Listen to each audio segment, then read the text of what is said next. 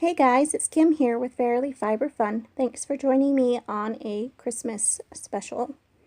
I watched a video by Grace Shalom Hopkins of Spin Weekly where she made the most amazing tweed yarn, and I had to give it a try. I watched it over and over and over again, and so I thought I would share my first attempt to make an evenly distributed tweed add-in yarn with you guys on hand cards, because I don't own a drum carder as of this moment. So I've got some Cormo wool that I dyed brown and hand carded so that I could distribute it back onto the hand cards with the add-ins. Some cotton, ginned cotton, and then a mystery wool. The tag has run away. I don't know where it is, so I don't know what breed it is.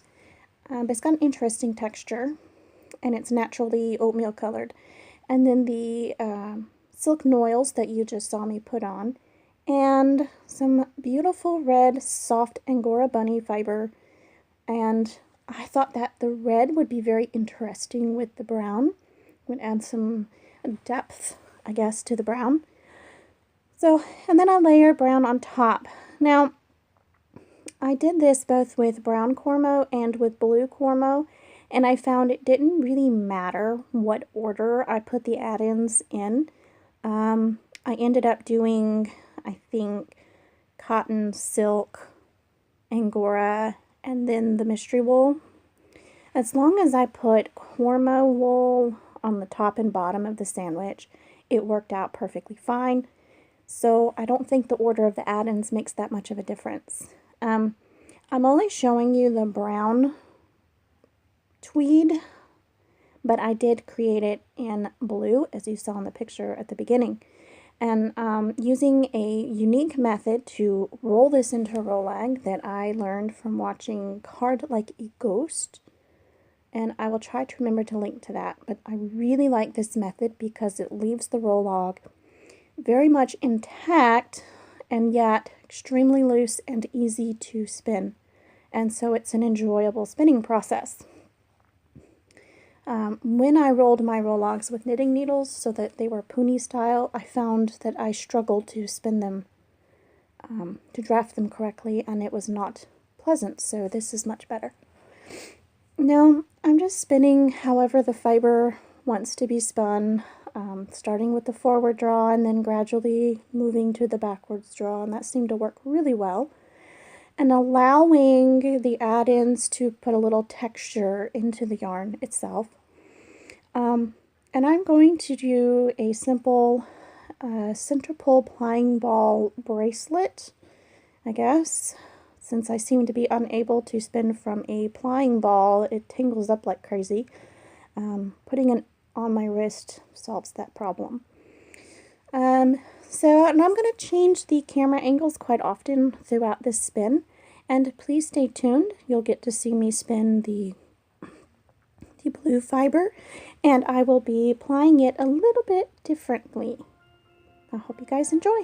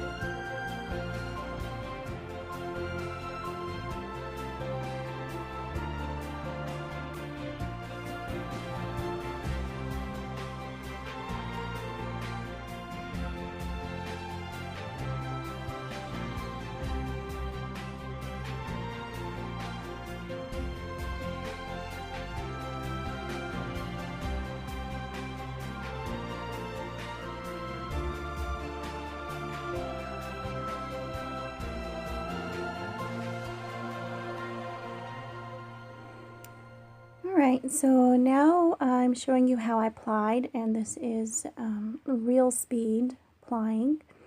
I got started and all those little texture spots just wanted to be coiled, and so I did my best to make coils for the first time ever.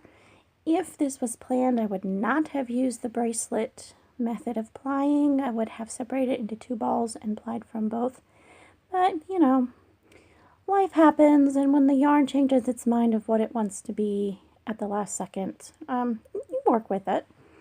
So I had loads of fun making these coils for the first time and discovered that very fine art yarns are incredibly doable for me, and I love them very much. We'll be making more in the future, but I will be more careful with my planning or applying strategy. Yeah, I'll be more careful with the strategy later. Anywho, I will be showing you guys some close-up pictures here in just a minute. In the meantime, feel free to check out our Patreon page for more awesome videos and ways you can support the shows, all the cool stuff you can get as a thank you for supporting the shows. And as usual, today's video is brought to you by our Patreon patrons. You can also find me on Facebook, Ravelry, and Instagram as either Voice Kim or Fairly Fiber Fun. And I've put some links in the show notes so that you guys can contact me. Feel free to leave your comments in the comment section below. And as always, have a fantastic day. Bye, guys!